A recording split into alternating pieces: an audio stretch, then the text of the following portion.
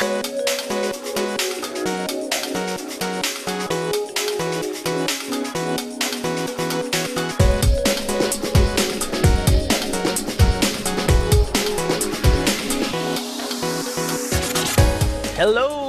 Welcome to SBXIV, the podcast about Final Fantasy XIV. I'm going to be your host today. I'm Cirri. Hello! Welcome to, what is this, Season 3, Episode 20. And in the straight numericals, I don't know what it is because it's too high of a number and I don't want to count anymore. But welcome! We've got a full room today, thank God. We've got us a Jeff. What up? We got us a Joe. Hello. There we go. We had us a Joe for a hot second. There's an Oro lurking around here somewhere. Hello. And the sniffly one in the background is Cala. It's me. Well, You're sniffly! I am sniffly. So, because of that, I get to do hosting duties. I apologize in advance because, as per usual, I am drinking. What are you drinking? Whiskey that now tastes like pickles. Wait, you're really gonna drink that? I'm gonna drink the shit out of it. Why? Because I'm dumb and booze. So, But there's other booze in your house. I know, but I've already poured it. You don't waste booze. If it tastes Anyway. like pickles. So, today, it's our last actual podcast of the year. I just thought about that. Whoa. Whoa! Little sad there. 2015's on its way out. We're getting ready to hit 2016.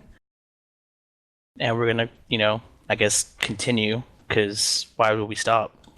That'd be silly. Yeah. That would be very silly. I don't plan on stopping, do you? Do I have to answer that? Can't stop, won't stop. Can't stop, won't stop. Exactly. Of course not. No, I'm gonna be here for a while. You'll have to work to get rid of You me. set yourself up for that one, Kala. Okay. I did. Fuck. So we're going to be talking about the live letter that happened last Wednesday night because we were a little busy, and just random other little few things here and there. But to start us off, we had a live letter. Woo! And it was hosted from the Eorzea Cafe over in Akihabara, which I'm still very mad that I haven't gone to. I want to go so bad.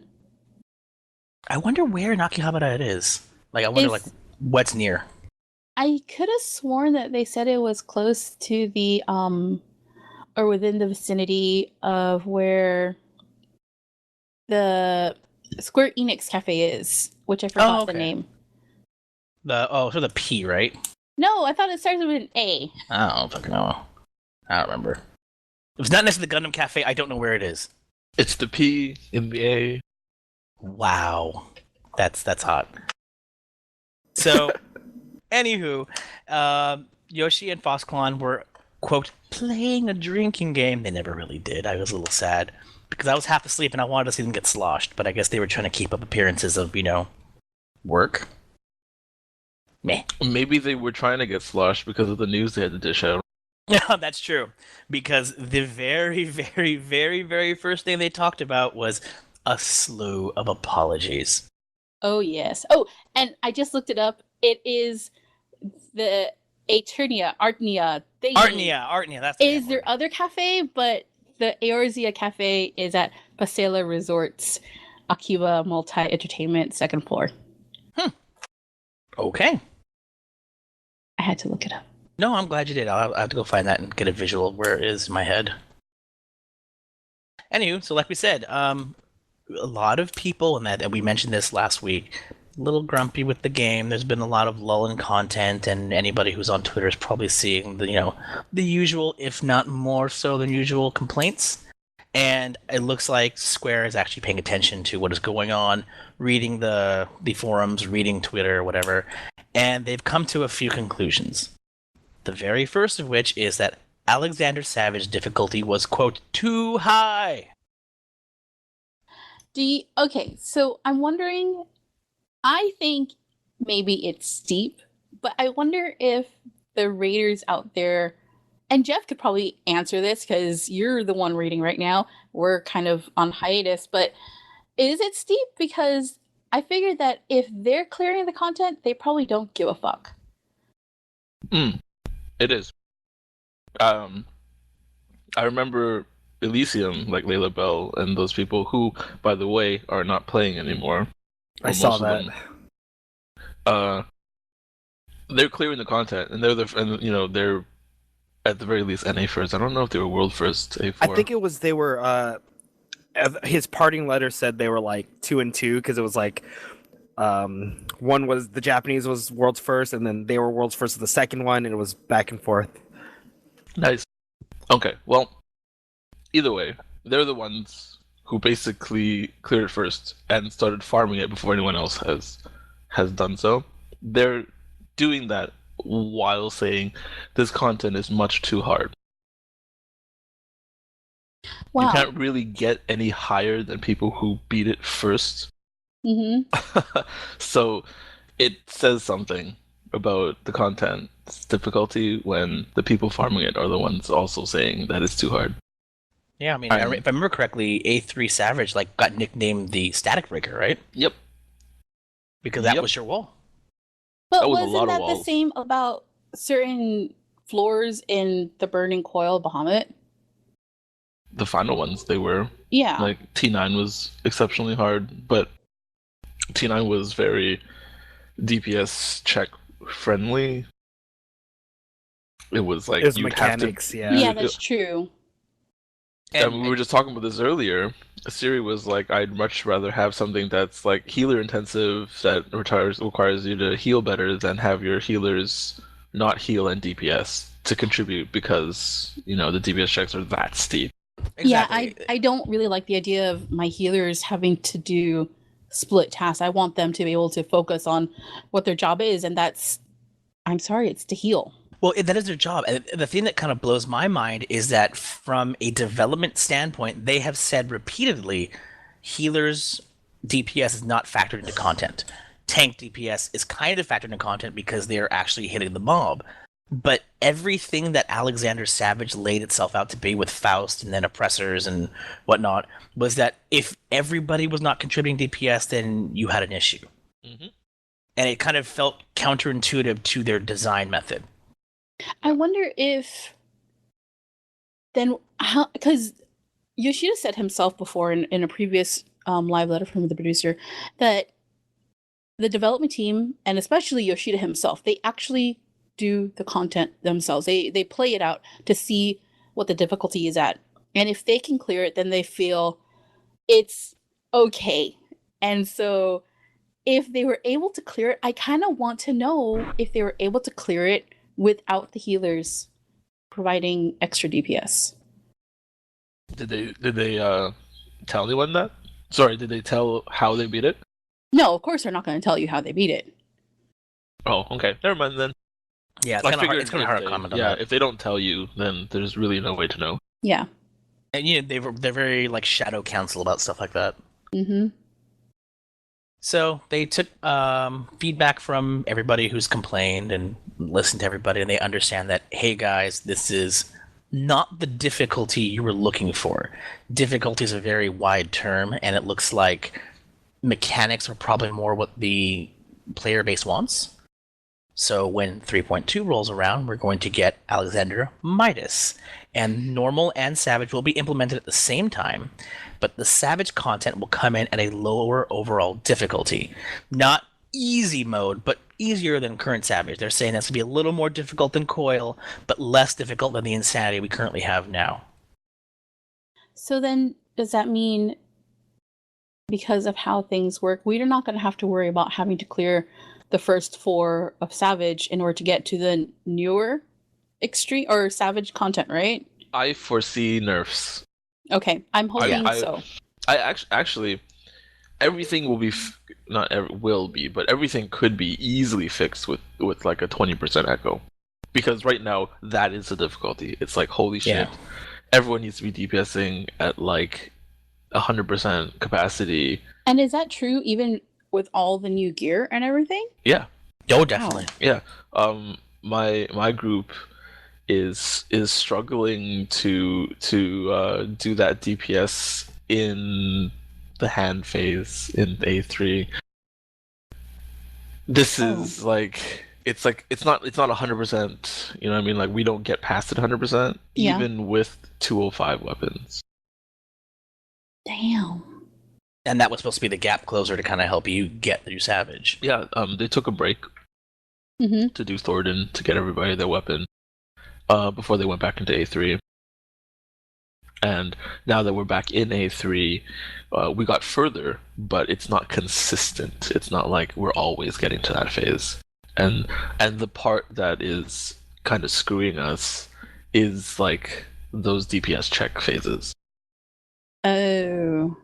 And if everyone just got like a base damage increase by, X percentage, it's like, oh, done.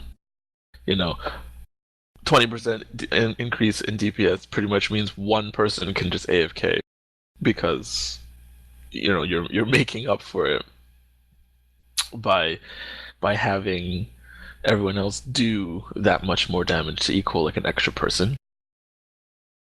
And it's really interesting you kind of say it in that method, because the three things that they apologize for were Savage, Diadem, and the theoretical relic weapons. Not really an apology, but more of a, words to assuage our frustrations. But the thing that came up in each one of these sections was about raid content and raid content gear progression. And the fact that you said that your static took a break to go do Thornton to get weapons that were supposed to help them through Savage, and they still are having issues, it kind of helps lend to the progression of content in terms of gear is really skewed right now and makes no sense. Because they've also said that the eye level rewards for Savage they feel are too low. Yes. And for the difficulty that you're putting out, the fact that you can theoretically go into Diadem, I'm going to get to this in a second, and get theoretically comparable gear, if not better gear because it's morphable stats, is insanity. What's the purpose to go do Savage? So you have this incredibly difficult content with minimal incentivization to do so. And it also had other ramifications that were applied to the relic, but we'll get to that in a bit. No, I agree. They done fucked up. Oh, but yeah. I mean, at least they acknowledged it versus kind of going, well, it's kind of working as intended, and then make like secret changes to it and not say anything. And it's like, hey, didn't this change? I'm like, well, I don't know. This is how I see it. I see it as they already knew prior to this explanation, like they already knew that they fucked up. That's why Diadem came out with 210 weapons or 210 gear, and that's why the relic started off equal to the highest raid tier, because they're just like, this shit isn't getting cleared because it's too hard, and we're not going to sit here and nerf our content, but what we're going to do is kind of obsolete the content by adding in Diadem and adding in this relic quest. But did you think that, like, with people getting either Thornton or Relic or the full Diadem gear, do you think that was enough for them to be like, hey, we should do Savage? No, it's not about getting. I mean, for us for my group, it was they wanted to clear it, but to a lot of people, they just want that number. They just want I'm 210. 210. That's all I wanted. Yeah. I'm 210. I'm good. Yeah. Give me the next patch. I'm 210. I'm good. I can see that. That kind of feels very interesting, because I think that this was a good wake-up call for the devs, personally, because up until this point, you had Savage Coil, which was all for bragging rights, which wasn't enough, and people claimed that raiders wanted story and content and difficulty for themselves. But I think this is more the wake-up call to the devs of they need a little more incentive. They need a reason to be there outside of the difficulty. You can sit there and brag all you want, but in the end, it doesn't matter if you're not bettering your character. I think I remember saying that. I'm not sure. Oh, we said this a bunch of times. Oh, yeah, no, in the previous podcast, because I remember someone else was saying, like, oh, story is enough. Like, no, story is fucking not enough. Come on, give me a break here. If I wanted to go do story, I would do story, but I'm not going to go progress through difficult content just for story. That's stupid. That's bullshit. No. Yeah, if I want story, I'll play on my PS4. Exactly. Yeah. I'll play console. Let's be honest here. That's what they did for Coil. It was like, here's another storyline. By the way, you can't see it. Until But you at least see there the was shit. gear that went hand in hand with that Yeah. story, and it was damn good gear too for the gear Mhm. available to you. So you not only had gear progression, but you got an awesome story. And they thought that keeping the story route would be enough, and it's not. No, No, I mean, no. sorry, I'm gonna want gear so that I can be like, hey, look, bitches, I got my gear, and you don't. I mean, that's what I feel every time I see someone with the gear I want from Savage strutting around. I'm like, hey, why is my I DPS want so that. shit? I Yeah. want that I because want that. look at what they With have. those They're shinies. doing more DPS, and I want shinies. I want shiny. I It's want a crazy shiny. Ponzi scheme, I tell you. You're trying to feed us in, like, oh, that guy's got what I want. I'm gonna go follow that guy, and then somebody follows you, and then next thing you know, you have a pyramid, and then someone's getting arrested. I'm gonna tell them to arrest you instead. Probably. Well, a friend of mine and I were talking about something similar like this, and about how, like, the bottom line in this game is very, very bottom. Like, I log in and I have difficulties doing experts because that's a bit too hard, kind of bottom line. And sometimes it's hard to fathom, like, how can you be that bad? But that's not to say that you should at this point ignore the one percenters, essentially being the raid tier people, because honestly, without them, there's no one for people like Kala to be like, I want that shit. Wow, look at that. Look at that whatever Gordian piece. Look at that weapon. Look at that 210 weapon or 230 weapon or whatever whenever shit comes out. And then potentially some of those people would strive to be better and try to attempt that content and all that jazz. Yep. I mean, that's what I feel like I'm trying to do so that I can get that gear, but then it's like, no one else wants to do it because it seems pointless. It all seems pointless. Well, it does kind of seem pointless, and there's a big reason for that, and that's unfortunately Diadem. Mm-hmm. And Diadem, and they've already brought this up. It was the Wild West. It was loose, it was fast, it was an easy way to get to 210. I mean, Joe basically did I level 200 in like a night because of your monk, right, Joe? Oh, my monk went from 190 to like 205 in like one night. I got like 9 drops in one day. So and they were all like pretty good drops too. A lot of people look at it from an eye level perspective, but the fact that it's multiple stats made it potentially better gear than what you could get from Savage. So I think it is the best gear because, I mean, you don't get to force you don't get to force the stats that you want, but all you got to do to get the stats that you want is fucking keep doing it and hope that it drops. Yep. So the devs have realized that, and they're talking about some changes to Diadem or some future implementation of Diadem. They're going to be a little stricter on the rule set to kind of bring it more in line with the remaining content. So that's not just a go in, roll face, go sit on Dino Island and smash your face for 90 minutes straight and hope you get drops. There's going to be changes to there. It's going to be tied into an eventual materia system, which have they talked about that at all, really? I didn't think they did. Yeah, they said that it was coming, right? Yeah, that's all they said. It's coming. Well, they need to do something with materia soon, because right now materia feels pointless outside of crafting and gathering. Yeah, I mean, well, for the people who were first trying out to get into the Savage scene, they needed... Oh yeah, at the beginning. At the beginning, but then after that initial thing, it's like, what's the point? I mean, eventually we're probably going to need it for our relic weapons, but that's further down the line.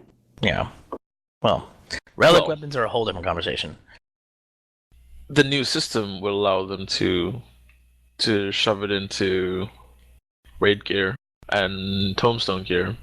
Which I guess allows a sort of diadem style customization, except this time you can force it, right? Yes. Like, oh, I need accuracy. No problem. Let me get this accuracy 5 and shove it into my helmet. And then which would make diadems still viable because you can still trade in those tokens to get more materia. Yeah, that'll be like the main currency. I am going to be really upset. Not really upset, but I'll be like sort of disappointed in Square if they don't change Diadem to the point where it still gives level relevant gear as well. Because the reason why it's so good right now is because you're getting 210 stuff and you throw away the shit that you don't want to get the materia. But come 3.2 when Midas comes out, and I don't know, we're like 230 now for gear, and Diadem's dropping 210 gear from like gold boxes only. Yeah, no. Yeah, I can see that. You see what I mean? Like you're doing Diadem like specifically only for your points to trade in to get materia. Unless they do like a Diadem Extreme, you have to send your ship to unlock a new zone, like how they did for hard. No, and then I that will totally drop agree. like 225, 230 gear. I don't know if they'll do it equivalent. They need to do that. They need to do something like change the airship thing to make it so that like, because right now we're going to the same, well, sort of the same Diadem for easy, normal, and hard. I honestly think they should do like easy should be, this tiers, and then normal should be the next or normal and hard, or, That would be whatever. Awesome. Because remember, people were like, "Oh, easy drops the same thing, but at a less frequency." And as it's easier hard. to get it because you don't have to, DPS check so hard. But then you don't barely get any golds or whatever from it. Yeah. So you're right. They should like get rid of that model and just go with eye levels are unlocked by the tiers. I'd be down for that. Yeah, seriously. I just want that materia system, which probably comes later, to be. I don't know, cool more with the materia system.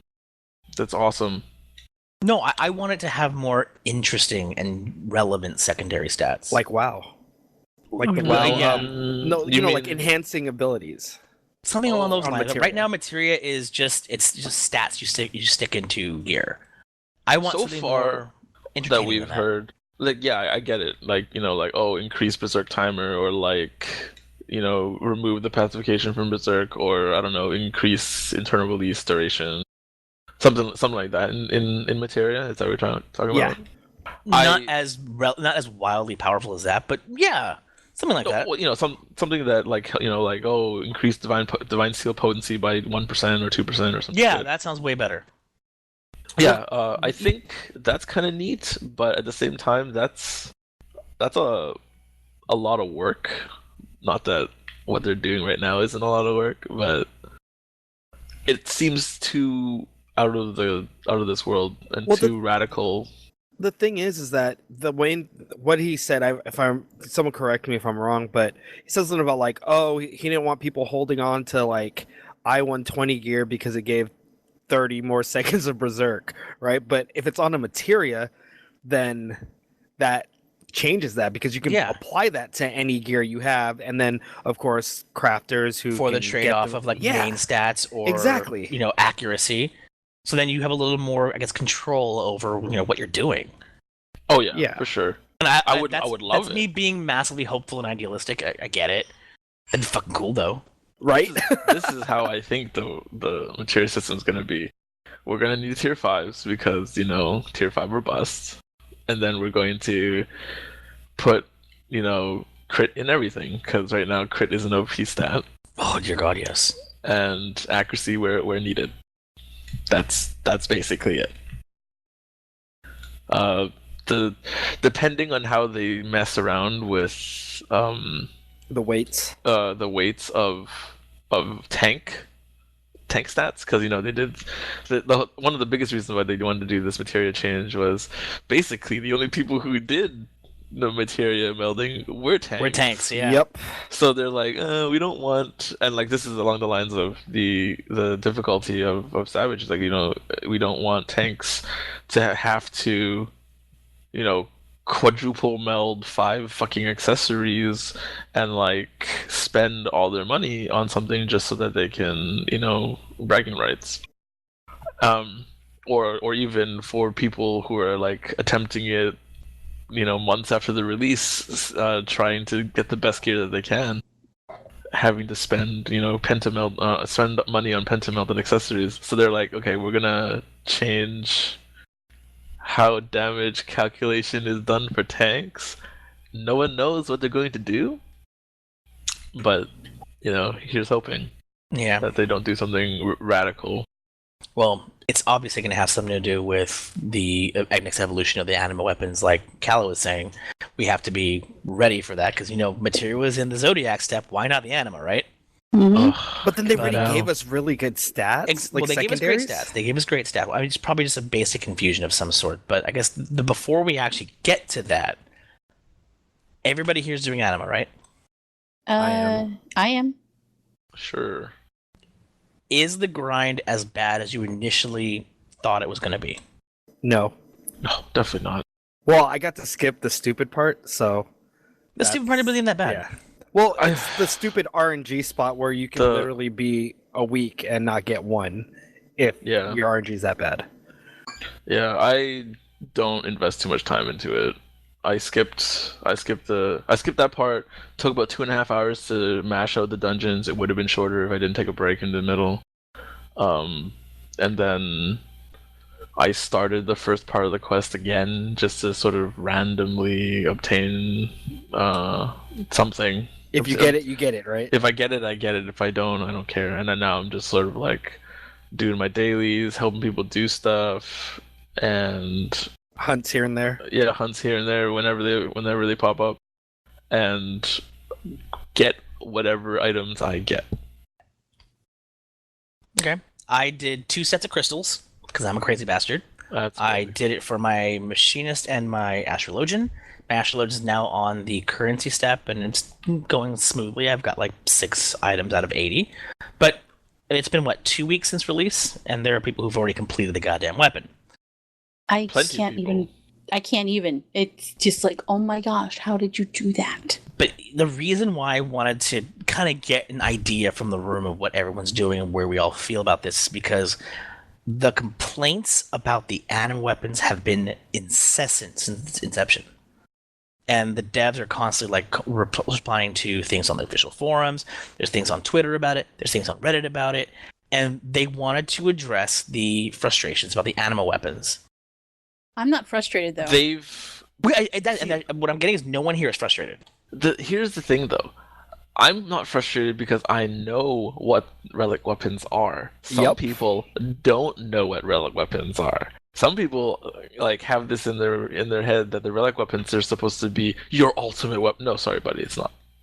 It's nowhere near supposed to be your ultimate weapon. Correct. It's supposed to be your ultimate weapon as a casual player who does nothing in this game except for solo play, in which case why are you playing an MMO, or you just don't really care about raiding, in which case why do you care about having an ultimate weapon? Because it's going to be good enough for your day-to-day bullshit experts, right? And like It's going to be fantastic maybe for that. maybe a primal here and there. It's going to be fantastic for that shit. It's not going to be, oh god, I'm going to need a relic to raid. There has never been a situation except for like a half a second blip in Final Coil where relics were relevant for raiding. It was like at the end, right? It was like if you hadn't beaten turn 12 in the beginning of Final Coil raid, and you had a 125 weapon, yes, your weapon is better for all of however long it takes your group to farm turn 12. Yeah. But no, ultimately it wasn't as good. I think you nailed it on the head. I think that people have a conception that relic means that it is the best for your class. And this statement they put out basically puts on the kibosh. And I don't think it was ever explicitly said when Zodiac was around. They have. Did they? Always. Yep. Yep. This is why I feel that relic is like this, because I read that they said that this is what relic is going to be, and it's just sort of that's what's been in my mind. And maybe I'm a one. dumbass and I missed it a long time ago. But Oh they yeah, it wanted was a to- long time ago. Yeah, It was they a want very to long time reinforce that. And that there's a few Yes. ways to get items. You can raid, you can do esoterics, or you can exchange your time for a decently powerful weapon. Time is the key part of that statement. it's gonna take some time. Apparently not very much because people are already fucking done. Yeah. Still blows my goddamn mind. But I mean, the 80 tokens, in the end of all things, don't take that long to achieve. And if it truly is casual content where you come in, you log in, you do like an hour or two a day, you do a fate, you do esoterics, whatever. Everything you do is contributing toward progress to your Yes. And And that's that's how the I'm big treating thing. it. So the only reason why the anima weapon was not introduced earlier links right back to Alexander Savage, because there was a weird discrepancy with the way the gear was placed, and they wanted to make sure it went to 3.15 because if the raid level weapon was higher, then it would have been all messed up. And they wanted to make sure that when the anima weapon was released, it was on par with gear that people were able to get, because it's supposed to be an on par weapon, if not, a little less than. I mean, this round of rating, or this round of like tier, I guess, was an exception because, like I said earlier, they're apologetic to how hard this raid tier was, and so they're just like saying, here, take it, here, have it, but I guarantee you this won't happen ever again until they fuck up again. Like Until they fuck up again. Yeah. well, if like they do. basically, So sorry. basically they only did this as like I'm sorry, but Yeah. like next tier, so 3.2 comes around, I guarantee you that the anima weapon or whatever the next stage is called is not going to be equal to, until they make the echo nerf and the duty finder release and the lockout reduction and all that crap from that raid tier. So it's going to be not as good until people are just sort of able to farm it. I gotta ask you though, Jeff, since you're a raider, do you think that they should add the drops to Savage instead of just having it for normal What do you mean? for the anima weapon? Oh, The precisions? Yeah, the yeah. precision. I think they should add it to both, to be honest. I thought the same thing too. I was like, well, Like, people why are not? going to be, people don't want to do the old stuff. So if you're going to be clearing, if they're on farm or whatever, Well, you're- you can only do it once or not only do it once, but people only generally do Savage once. So like, all that really does because you're not going to farm Savage A1 for those bolts. I mean, or it's just whatever. something you get for doing it. That is because you get SOs for it. That means people who raid have to, farm. What is it, 30 per? So 120 extra SOs that you that you don't need to get through other means. This is the Exactly. same idea. You get one bolt or one whatever item for that turn that you. What if farm. it gave like 2 since it was Savage? I don't really care if as long as it gives 1 or 2. I mean, I would be happy with 1 because that just means 1 less a normal. That you have to Exactly. do. That too. Yep. I don't know. It's all about filtering people down, making sure that the casuals or the people who are not very good at the game or whatever their mentality is, get to run with people who are going to help ease their way through the content. Yeah, So by funneling, and then you help everybody out in the end. I will. You definitely can completely ignore A1, A2, A3, and A4 normal if you do maps, do experts, do trial roulette, help people through turn 1 to 13 for the first time, etc. Yeah. And get you can already, or do your what are those called, the beastman tribe quests every day. You can completely avoid ever stepping into A1 normal, A2 normal, etc. if you do all the other means. So I mean, it's not like if you introduced 1 or 2 drops into Savage, it'll like deter people from helping in a normals. You know what I mean? Like Alex normal Mhm. isn't going to be completely avoided because I get the drop from here now. But it's, if you're going to avoid it, you're going to avoid it regardless of if it dropped or not. Fair. I don't know. I mean, that's honestly, like I said, I think the animal weapons are not a problem. No, I definitely think, not. and I think the problem that most people are frustrated about, and I do want to address that, is that it's not a creative content, but since it is casual content for Which people means who are grind. it means a grind of some sort. Yeah, it's a way to keep you around. I get that. And it seemed that the people who did the relic the first time around, or multiple relics the first time around, are a little miffed by that.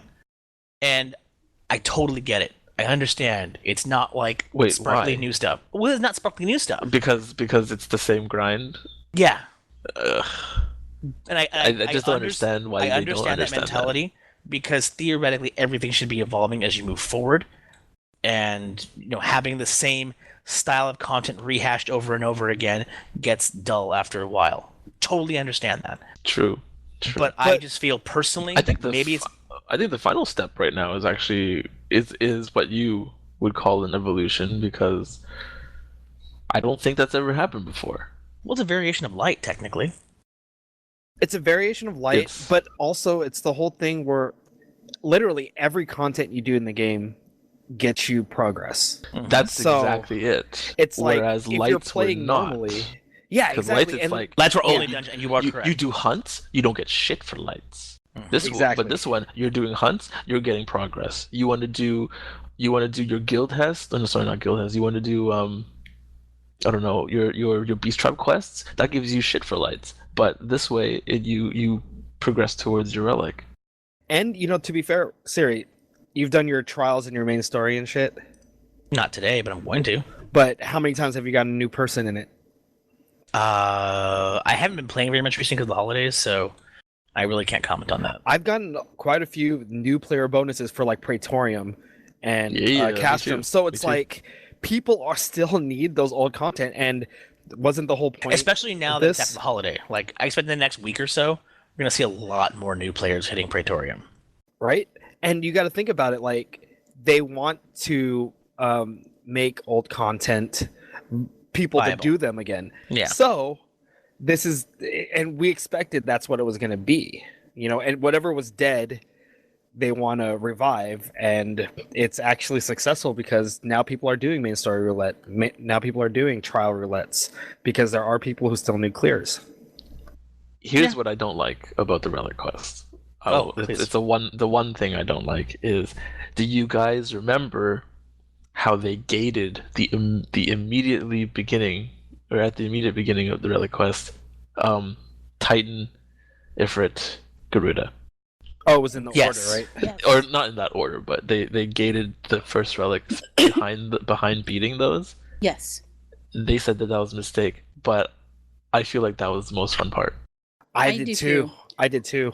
I They was like and- cringing. And that was because they didn't want the people who get relics to be that type of player.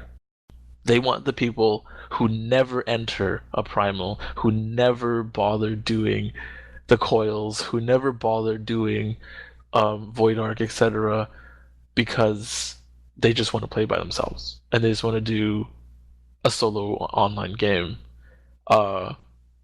They want those people to be able to obtain it and not have to force them to play with other people. I don't know, because They- everything else at the relic set there, and even a lot of the stuff up here, you still need to do some kind of content, otherwise it'll take you forever.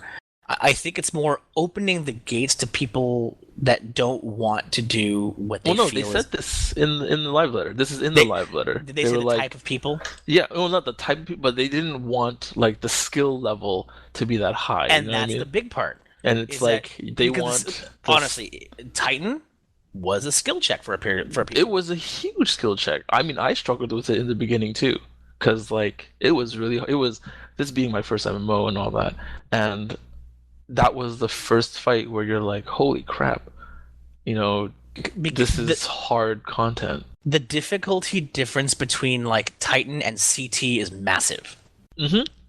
And they're catering toward the people who want to do like CT and that kind of level of difficulty. I and honestly think they're catering to people below that. it's possible, but it still opens up that realm of possibility where Titan as a step that's necessary for the relic might have been a little much.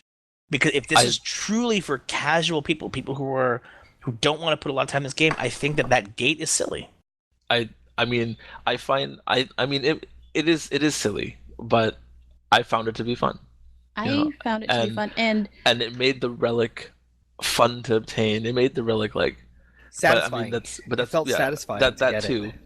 But it's not that I'm trying to be an elitist here, saying, "Oh, only people who can be Titan can get this, can get this No, I weapon." get that. I'm It's just just saying that. Kala, you were trying to say Yes. something?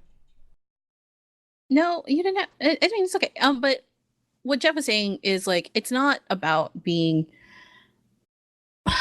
It's not about being all snobbish about it. Like, oh, you can only beat this content, and this is why you can get a relic. It's just, you know, I see like the doing things like the trials and dungeons. It's all teaching you skills how to play the fucking game, and whether you like it or not, those things actually, they're teachable moments. I mean, it's kind of like weird and everything, like a something, weird, but it's kind of like coil. Like we were helping someone going new, doing, what was that? The vault, and I was like, oh wow, someone's new, and then I'm like trying to think of all the things that I could possibly tell this person about what to do, and I'm like, oh wait, he probably has never done coil. And then I had to tell him, well, okay, if you get changed, you have to run away from the other person and make sure that, it breaks apart. The guy never did it and everyone else did it. But it was kind of like, if there are things from other trials, you kind of tell them that and be like, hey, you got to hide here or do this because it's stuff that carries over to other parts of the game. That's funny you mentioned that because I had to try to explain the eighth chemical that the second boss, and I was like, yeah, this is like turn one, and this is like turn 7, and this is like turn 8, and they're like, what? Yeah. I'm like, oh shit.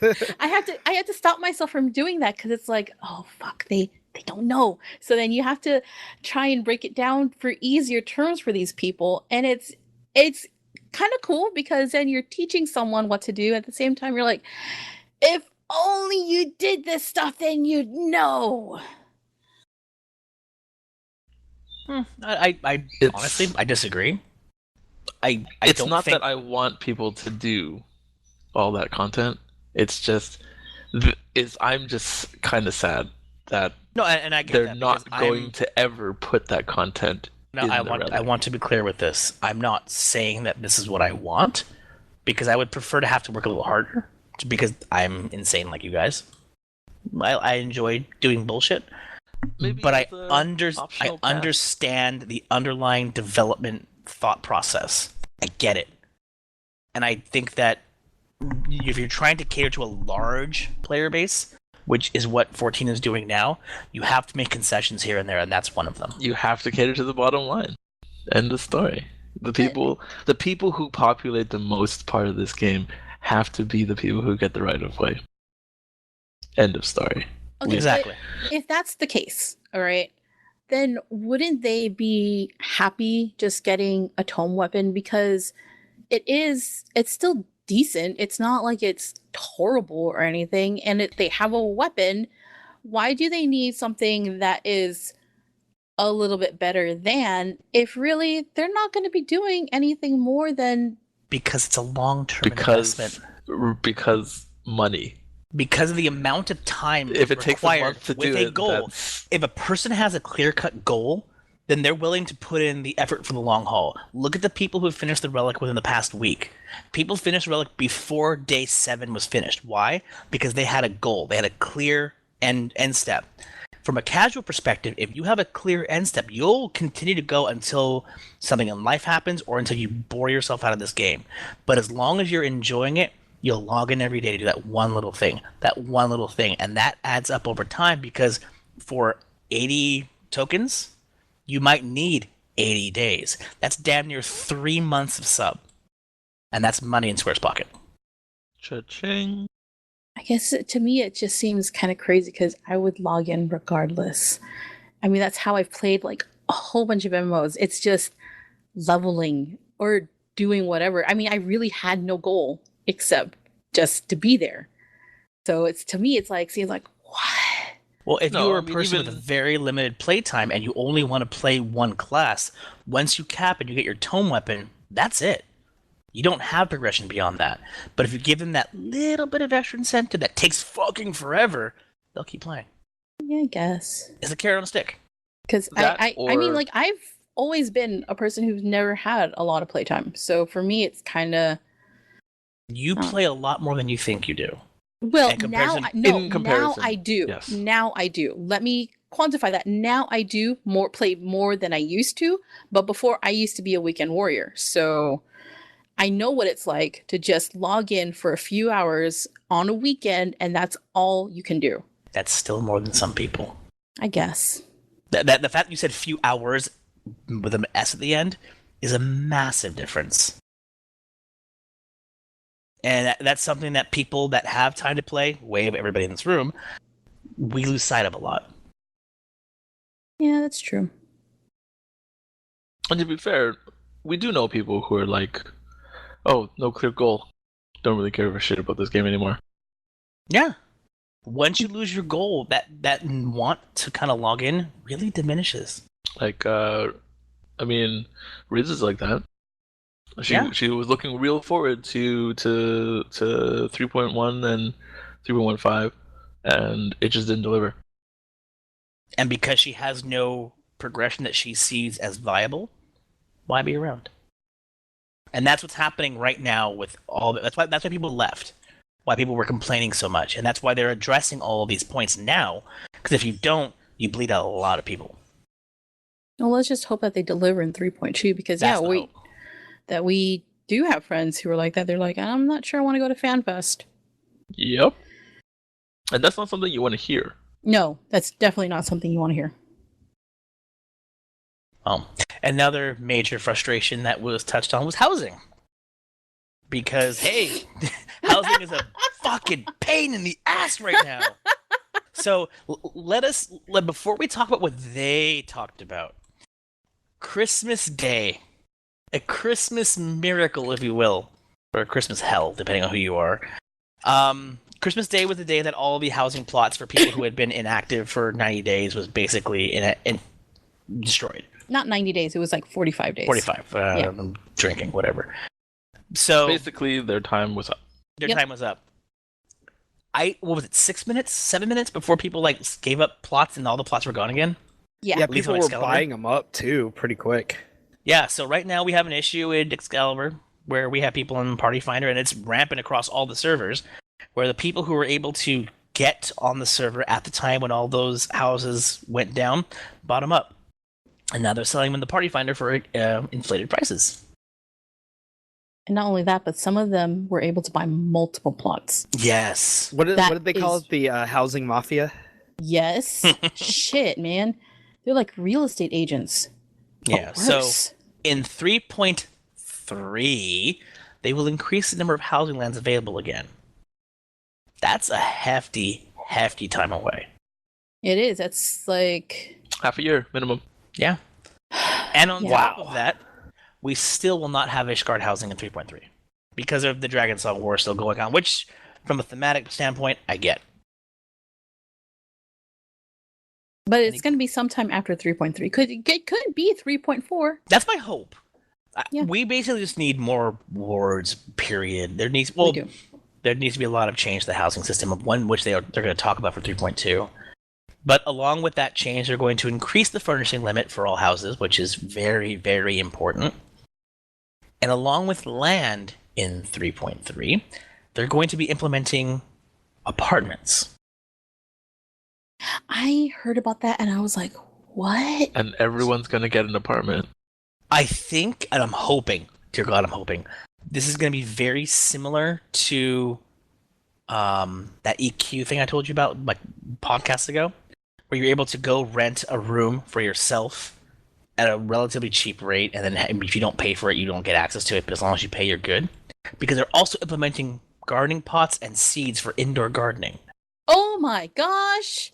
So it sounds like if you were not a person who was able to afford a massive house, come approximately 3.3, you should be able to get a small room, like an FC room, out probably in Libsa or Uldar or whatever, that you'll be able to garden and do things on your own at a much, much reduced cost. It's basically what is the difference between that and an end room? That's what I was going to ask too. What if your FC does not have a house? you get to garden. Yeah, That's but couldn't you just basically the add that end. to an in room? I mean, No, That you might- can't add that that- to an in room. It might be like they didn't say it would cost something, right? But we're I will- assuming it does. New players will be able to buy apartments. Oh, okay, then there you go. So There's a cost because you buy it, it gives you the option to plan. If you don't want to pay, you can't just magically make money. So it's like a condo. It's the instead of same an idea. apartment. Yeah, that It's makes the sense. same idea. You can't if you don't want to spend the money for a house, you can't do fucking gardening. You don't want to spend money for an apartment, you don't get to garden. I'm hoping it's reasonable, like the 300K for the room within an FC house. If it's somewhere in that range, that's fine. I'm okay with that. I mean, you can do a lot with that little space. I mean, Yeah, it's cute. I've done a whole bunch of different things in the house, and I've seen other people be really creative with the use of the space. I mean, you're kind of turning Japanese at that point and trying to figure out how to maximize the small amount of space that you have. I think I'm turning Japanese. I really think so. Actually, no. Okay, what would be different would be you'd be able to furnish it too. Yes. So No, because the you can't- difference you is the can't do ability to shit. garden. Garden and furnish because you can't And I- furnish your in room. The gardening, I think, is the big part. Yeah, But, I that mean- would be at least a logical sense for me because, I don't really care about dressing up my room. It would be a garden in the middle. What Joe said is essentially, the juxtaposition. I mean, you're talking about an in room. It's like a hotel. You can't just garden in your fucking hotel room. That's gonna be really weird. But you can garden in your apartment or your condominium because you kind of rented that space out or you own that space. In a hotel room, you're there to sleep and And You're steal there to- towels. yeah, and steal towels or to shower. and And I play mean, parley. yeah. So you have the HBO, which is the chest area thing, right? And then you have your valet because there's the retainer system. And then if you want to get a special kind of massage, you get the esthetician. So Happy ending? so there you go. He'll And give I you a mean, you trim. can always bring a book with you, or there might be like a Bible hiding in the drawer. So then you pull that and you're able to look back at your memory. So that is the in room. It's a hotel room. I don't want to take black lights on my in-room now. That's no, you don't know. Let's do it. No, Come on, let's no. No. It's all over the pillow. What? Oh no. Why is this room glowing? I don't get it. I got pink eye. Okay, so the last thing that they apologized for is crafting. And apparently people think that crafting is basically for glamour and maybe making money on the side, but apparently come 3.2, crafting will be very useful for raiding. It will be strong. I'm kind of Nothing nervous new about because that. they said this already, right? Well, I they don't said it believe that. before. I They- think it's going to be like, this is going to be the good entrance point Yeah. to crafting. Oh, sorry, to raiding. If you have top tier crafting gear, then you'll actually be able to coast through and get the better gear in raiding. I Which mean, it's that already seems no kind of like different that than how right it is now. It's just instead of only having the right side crafted with pentametal accessories, it's well, isn't now you right have now, left like- side. Right now, isn't it like everything gets implemented a patch behind? Yep. Yeah. So if you put it on parity, then crafters get to make what they want. It's useful at that time. Like it might rival dungeon drops or be maybe better stat placement. So when people go into raids, they're better prepared and they get better gear or equivalent gear, something like that. But I Yep. think that it's important because crafters are just making money off like food. No, they make money No, off of. crafters make a lot of money. They It's I know make they a do. lot of money. I know. It's just this is just going Trying to to make deter people from crafters crafting. make I want even that more money. money. I mean, yeah, that's it. You already some of the other gear that was available at launch of 3.0 sold for a lot of money. And so imagine now if that gear is necessary to get your foot into the door of Savage. That's going to be even more fucking money. Where am I going to get that money? I don't have it. Honestly, it's only because the shit that requires or the shit that is required is really hard to get. Yes. if they made it something ridiculous, like, oh, you just buy a couple of these things from your material supplier in your house, and you make like an I1, an I210 piece of crafting equipment, the price would be super fucking low. Oh, that, and not make it gated behind specialties and require you to have a That's the minimum of big like 1,000 bajillion control just to minimally, create it.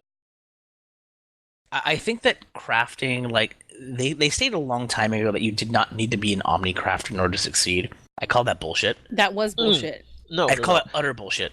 They were hoping that no one realized that you could be an omni crafter and make something and basically be overpowered. Fucking stupid. Yeah, well, that's why they implemented the specialty thing. But the problem is the specialists just basically drove those people into higher tiers, and then you work with other specialists and you would control the market. And even higher and higher difficulty for crafting. It's not about this is specialty. This is, by the way, you're the only one who can attempt this. Yeah. Just because you can attempt it doesn't mean you can actually make it. You're one of the 5 people on the server, and you can charge whatever the fuck you feel like. Oh. Yeah. That and this game revolves around HQ. Yes. Yes, it does. There is no way around it. You can't just get an NQ 185 thing and be like, yeah, I'm 185. No, actually, because it's NQ, it's actually more closer to something like 140. Yeah. because of the ridiculously stupid stat difference. That's true. Mm-hmm. I mean, I don't even look at NQ unless it's glamour, and then it's like I don't care. Yeah, I prefer NQ. In which case, you prefer NQ because it would cost less. Hell Unless yeah. you can't dye it. Oh, yeah, you're right. Yeah, With the kill me newer now. gear, you Fuck need that. a fucking high quality in order to dye it, and it's kind of like, well, I ain't paying that much money. 1.2 million for a glamour piece? No way. And it's stupid because it's that high, not only because it's HQ, but because the materials to get that shit. Not Is cheap really? either. Yeah, no, it's a pain in the fucking ass. not easy to get. The nodes, the Yeah. timers, and all that shit. Like Yeah. that's stupid. Oh, don't get me started on timers. I keep That's why missing my them. botanist is still like 42. If they want people to realistically afford stuff, they can't do that.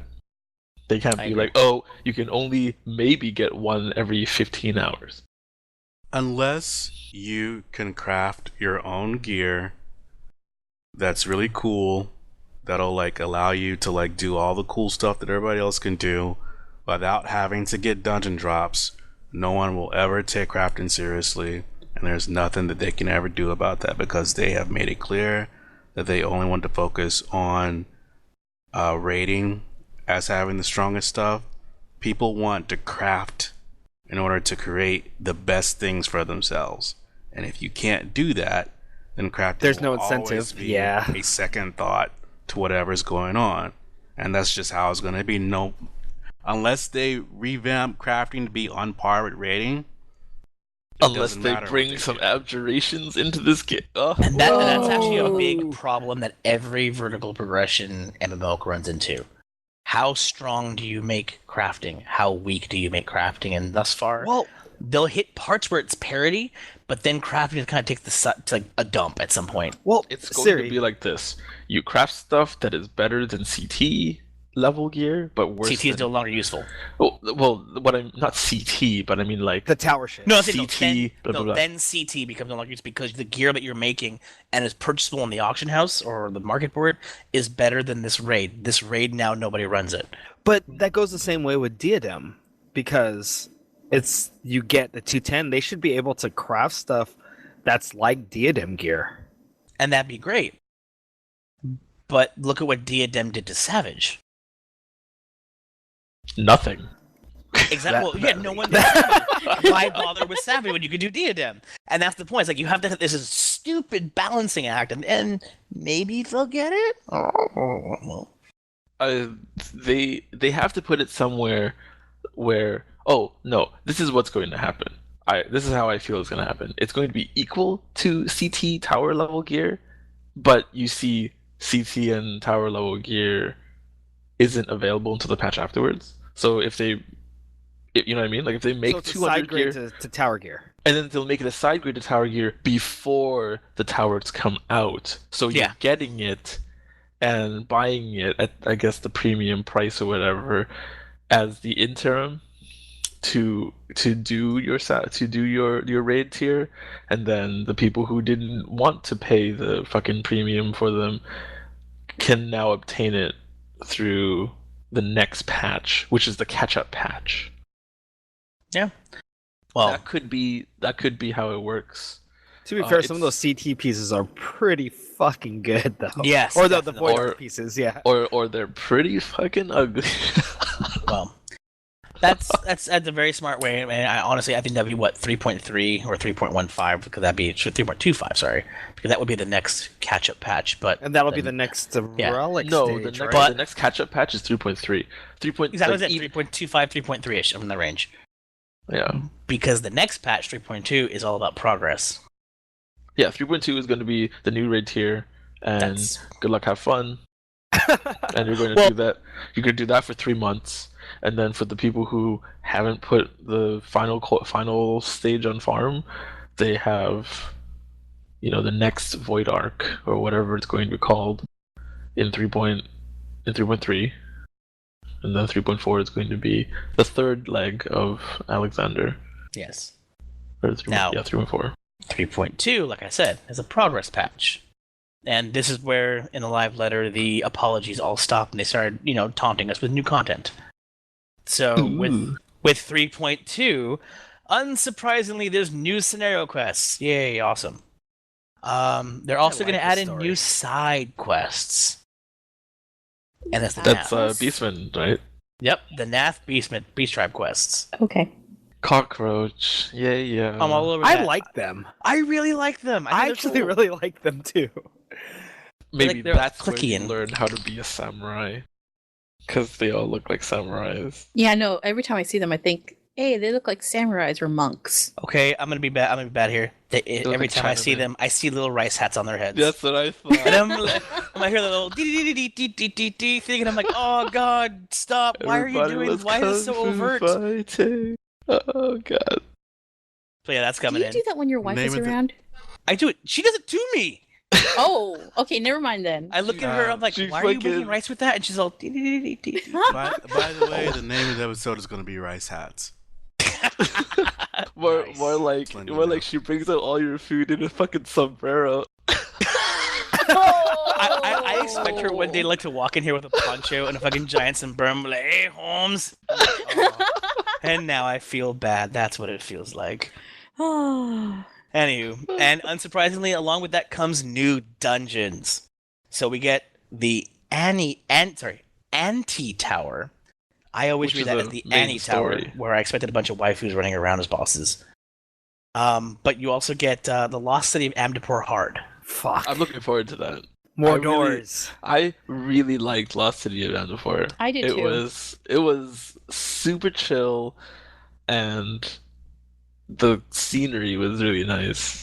Like, seriously really nice. I think Arboretum or whatever Arboretum, that's a really nice dungeon, and it's probably the only nicest dungeon in the last couple patches that I remember seeing. Well, the only thing that I take away from this, because honestly, Lost City is great and all, is that I think it was Joe who made a comment about this a long, long time ago, and I don't remember if this was on podcast or within us talking on our own. He said, "Wouldn't that be interesting if Keeper of the Lake was the final hard mode of this series?" Yeah, just because it would draw all the parallels. Yeah, and right now we're hitting that parallel, and I think Joe's completely right that the final patch, where basically you ended up with what was it, Pharaoh Sirius, as the first dungeon that was theoretically released for 2.0. And that became a harder than Lost City. Next up will be like fucking what's left? I forget. Someone help me. I can't I'm looking at my duty finder right now. Yeah. I know. But basically it's kind of lined up where the final dungeon of this series would make sense to be Keeper hard. Yeah, because unless they do Hullbreaker hard. Because that's the next one after. It might be Hullbreaker. Because But Keeper makes more sense thematically. The reason I say this is because Keeper is a main story quest or main story dungeon. Yeah, But so it you was had to do it. But wasn't it also an expert for a period of time? Well, yes, Yes. it was an expert, and well, kind of like this, right? And Anti-Tower is a main story dungeon, by Yeah. the way. Last And- year.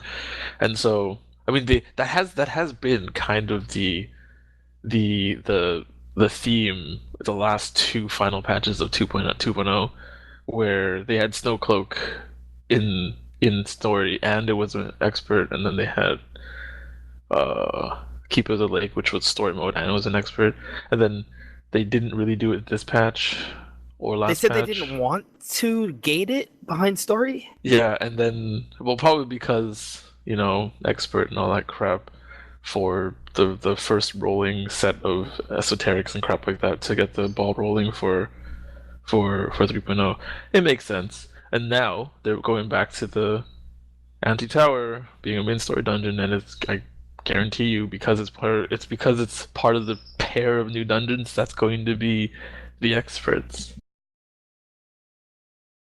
But are they going to drop Arboretum and Yes. Pharaohs? They'll Yes. do They're gonna drop them 60? into 60. Yep. That's already kind of been proven with this most recent patch. The Mhm. two experts will drop down to 60, kind of like the old 50 content, and then you'll have these two added to your expert. You know what they need to do? They need to put what was the final dungeon called in 3.0? That had the reactor, the aether chemical Singularity reactor? yeah. Singularity reactor? Yeah. They should put that in expert, to be honest. Or That should be in trial or or in something. or in no, not trial, main story. Okay, main story makes more sense. Yes, I agree. Because it's not in there, is it? Do you think they'll actually create like a main story 60 then? Oof. Because main story right now is only 50 dungeons. Do you think we're Yeah. gonna hit a point where because main story is 60? Where it includes main story 50 theoretically, but people who are not 50 can go run for it? That doesn't make any sense. Yeah, Singularity Reactor is And they under started trials. talking, it made no sense. Okay, so it's not Singularity Reactor. Singularity Reactor is fucking Thornton, right? You're talking about Aether Chemical, whatever. Yes. Facility. Oh, for the first time. So you're right the first time. So that dungeon is not in anything, but it's a gate in 3.0, which is kind of strange, don't you think? Because they have the final fight to beat 3.0. The Thornton fight is in trial roulette. If you're level 60 or if you're of level, you can get it. Yeah. I don't know. It's just kind of strange that because I like that dungeon a lot. So do I. Those bosses were so nostalgic. It was like, oh my god, this is turn 8 all over again. Oh my god, this is turn 7. Oh my god. And then you fight a Garlean, which is pretty awesome too. Yeah. Well, on the subject of trials, we get new trials coming in. Unsurprising. Oh, I'm so excited about this. But yeah, no, Joe, you ready? You ready, Joe? Yeah. It's the start of the Warring Triad series. I'm so Oh hyped. my god. Hey, we talked about like our predictions of it too. Yeah. So we know that we're going to be doing Containment Bay S1T7, and there's going to be an extreme version, which is going to include the Fiend, also known as Sephiroth, which it's not Sephiroth. It's important. Sephiroth comes from Judaism and the Kabbalahs and shit. It's the 10 tenets of Kabbalism. But it's a direct, well, I'm not going to say direct reference because I don't know it yet, but it's pretty much a direct reference to 6. Ooh. And that makes me super happy. 6. Which guy in 6? There's a. It's so the final boss. The final boss of 6 was the 3 statues that Kefka used to manipulate magic. It's the Fiend, Doom, and the Goddess. Mm-hmm. And the first one you fight was the second one you fight is the Fiend, right? Or first? But they The were all stacked tower? on top of each other. The tower, the final The tower. tower. Right. Yeah. This is the first part of those 3. So Nice. Joe and I are hoping that after the 4th part of this Triad series will be Is Kefka. a Kefka fight Well, that has all here's 3 the thing. pieces. I don't know if Awesome. it'll actually be Kefka, No. It'll but be an it'll angel. be something like Kefka. Yeah, it would never be him directly because theoretically, I remember a long time ago they said they would not include Final Fantasy characters that quote have died. I don't remember Really? hearing that. There I was don't an off- remember not them that- saying that. There Not was an that offhand comment that they anything. weren't going to include things that people who have quote died. If there's room where they may not have died, they may include them. Oh. Maybe we will It was see. a really, really long time ago, and I need to try and hunt that down. But I I think remember I that being remember said that now, in an yeah. offhanded fashion, which means since Kefka theoretically is destroyed at the end, then he shouldn't show up. Spoiler alert! God. Oh, we beat the bad guy? Never. Just kidding. But the important thing to take away from this is that the design functionality will be similar to Ravana, will Similar not to be as hard. Titan Well, and similar not- to Thornton. Well, not as hard as Thornton, but it's the same person who designed Titan. He made all the best fights. That's Right? Mr. Didn't he? Mr. G. Mr. G. I don't remember what it was, but Wait, that didn't he also whole work on line, Thornton also? that whole line. Yes, he but it won't be as hard as Thornton. I think he made second and final coil.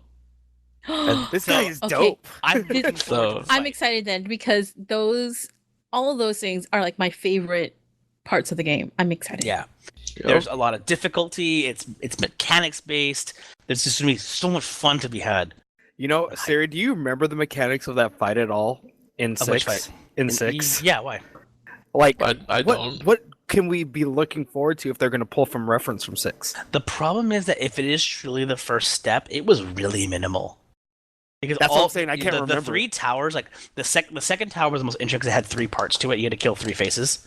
That's right. But like the very bottom, which if it is the fiend, was like Quake here and there, but it went so fast you don't really remember a whole lot of it. well, because beat you know him all you his had imps. Atma weapon and Genji gloves, and Yeah. you just kind of destroyed offerings. him. And offerings. And offerings. Anywho, so along with that, as we expect, will come new raid. So Alexander Midas will also be introduced, but unlike prior patch, Savage comes along with it. And I think that's a very good way to implement this because the lag time between normal being implemented and then Savage being implemented really left the Raiders without a whole lot to do. Prediction on eye level. 230. 225 I'm betting on 225. What for Savage or for regular? Savage. Savage no, is going to be 230, 235 for the weapon. Oh, for And the then you weapon? think it'll be 220, 225 for normal? Yeah. Mhm. So only 15. Well, I can see that 15 item 10 level to jump. 15 eye level increase. That Mm-hmm. seems to be the standard. 70 to 80, 80 total 90. a total of 20, right? 210 to 230, Approximately, yes. Mhm. which is what we've always been seeing. I mean, That makes the most sense. I'm really hoping that that's not the case. I'm really hoping there's a bigger gap because they were talking about how the ceiling was low at 210 for Savage, and I'm not They may sure push it. if that was I'm not sure if that was partially because Gordius was too hard and 210 was too shitty as a reward, or if they were saying they wanted more wiggle room because how do you implement esoteric law, diadem, and void art gear and fit it in a really tight item level range?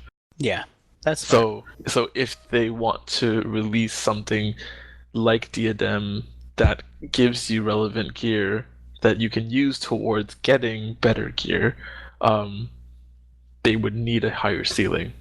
I'm hoping that I'm wrong, that it's 230, 235 for the weapon, but chances are it's going to be like that. Well, do you No. think that it's also because the secondary stats have some ridiculous numbers? Like there are over 100 in some stats on some of the 210 gear that you can Mhm. get. That's That number is just ridiculous. going to go straight Exactly. up. Yep. Which is stupid because like you just so like a year and a half from now we're gonna see like 300 Determination and shit. Like, That's what happened to World of Warcraft, and then they implemented the squish patch. we need to implement a switch patch already. Like it's Well, not yet. We're nowhere near that point yet. I don't want to have like 1,034 crit, which translates to something ridiculously tiny, like half a percentage. Because Yeah, think about we're skill not. We're speed, too. nowhere near that point yet. but We're we barely are- breaking like 9K for a single hit. no, But I skill get speed it. is becoming a problem also because like monks and ninjas are just getting bled dry from TP, and if they add more, the fucking 150 skill speed on a piece of equipment, it's My like, expectation fuck. is that in 4.0 you're going to see some major stat changes. Or super diminishing returns. No, stat changes. Completely. Stat changes. I hope so. I really hope for something like once you hit 70 or whatever the new level is gonna 75. be. They should do 75. It's gonna be 75. Once you hit 75, you can get a sub job. It says. They should do 75, and it should be like that for 6 years. Yeah, that's gonna be funny. That's gonna be great. Okay. At some point, they're gonna turn Final Fantasy 14 into a horizontal progression game, and it's gonna be It's gonna be hilarious. 11. It's gonna be turn 11. to They're gonna be surprised you've been playing 11 the whole time. Okay. Who here PvPs? Yeah. Every I once do in a while. I do the roulette every now and then. So do I. So with 3.2, we're also going to get new PvP content, and I think this is something that PvP really fucking needed. They're finally introducing a rated battleground. Yo, esports. Ooh. So this is something that a lot of other PvP-focused games have had for quite some time.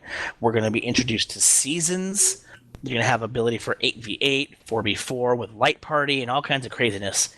But every season will coincide with every major patch, and you'll be able to earn ranking and point within this PvP content, which will be called the Feast.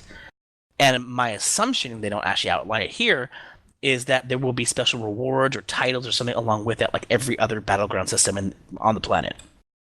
As long as you can't get gear that's good to use in PvE situations, I don't give a fuck what they give you. I agree. It should be PvP specific. That was the problem with WoW also, because what was it like? The rogues could fucking wear full PvP gear in PvE situations, just burst the shit down on That bosses. was in Burning. That's Cool. right. And then eventually Cool. it changed that PvE gear was king, and you wore that in PvP. It was a nightmare. Well, There's I mean, they better already have that differentiation here. differentiation. It's just that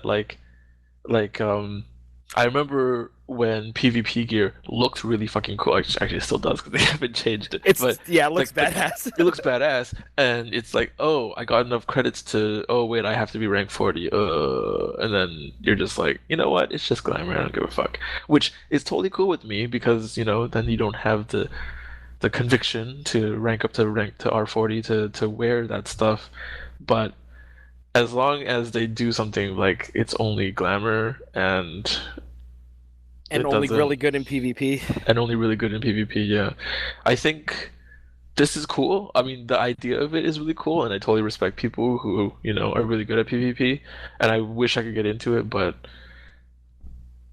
yeah, just not my cup of tea. I'd rather fire up Counter-Strike or something For when me- if I want to kill people. Yep, I go and play Street Fighter if I want to beat I've somebody never up. been big on PvP, but I have a lot of friends who are, and this is kind of the way that now there's PvP content that may actually entice them to come play. Indeed. Like This friends is- that are this duelists is in really- WoW and whatnot. This is so really they- cool. Yeah, there's actually like, hey, look, let's get people from other PvP games. Look, now we have this. Let's bring more people to us.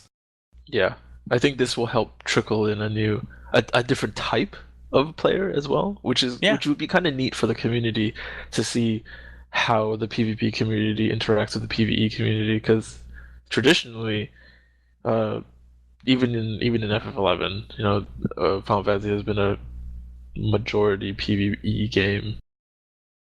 Yeah. LOL, Ballista, right? No, but Ballista had that cool thing where they had the really awesome tournament where it was cross servers and shit. Oh, that happened all of like twice. It was so cool though. Yeah. Oh, I'm actually really glad you said cross-server. I'm so sorry. We actually skipped over something super important.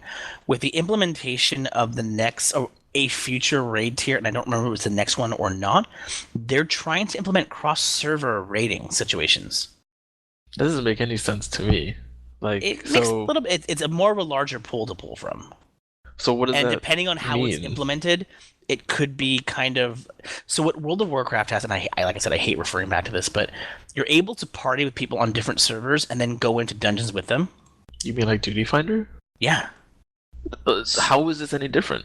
I'm like, because this is now the start of that process. It might only be relegated to raiding to begin with, but it's going to kind of open that door where eventually we end up with a more global style.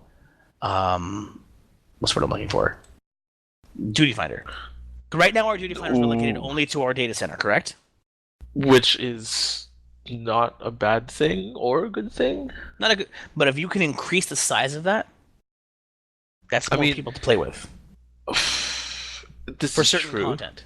This is true, but so what are so I mean like I don't really understand why what this is going to Basically, achieve. with server limitations being the way they are, and the fact that servers are fucking constantly locked, it means that a person who's on Balmung, theoretically, when all their friends have moved over or started on Excalibur, they meet people on Twitter or in, chats or fucking real life, that maybe they can have an ability to raid with people that are not on their server, but have similar interests and whatnot. So you're talking about raiding and not like let's do experts together. Well, it's starting with raiding, but it can eventually, if it follows the same progression path, lead to an expert or a random dungeon. That's right. All you because- needed was like their battle net, and then you Yep. can invite somebody no matter what fucking server they're on. Okay, that makes more sense. Like I get that, where you can just sort of like directly invite someone to come in. You have like a global friends list as opposed to Just your server friend list. Just your server friends list, yeah. So it's, That's right kinda- now we're relegated that's to our kinda neat. server on the friends with friends list, not data center. If we could extend the data center for raiding, which we currently technically have via like roulette, why not extend it farther? And that's kind of what it looks like they're starting to do. That would be interesting, especially since like you do have friends on other servers and you're just like, oh Definitely. man, you didn't start on this, and they don't want to leave because they have their free company. Yeah. You don't want to leave because you have your free company. You don't want to start a new fucking character because fuck that. Because fuck that. Yeah. Yeah. See, And Jeff, honestly, you're it's in that same minimally situation, impactful. right? It's more choice. I was plenty of times. It's Well, like you're in that kind of right now where you have your rating group on Sarg, and like which one has more gear? What if you could just use whichever one had better gear, oh, I know. right? I mean now I have pretty much equal gear, but it's like fuck my life, man. Having to upkeep two characters is a pain in the ass. Right? I'm just lucky that like my warrior and Excalibur is pretty much done. So I don't really have to touch it until the next tier of tomes comes out, and then I'm going to have a giant headache every week. But then if this happens, you won't even have to. Yeah, it's true. So I think that's great. Sounds fun. Next on the docket, it looks like the orchestrion will be added, and it's going to serve as a jukebox for your house or apartment. Finally.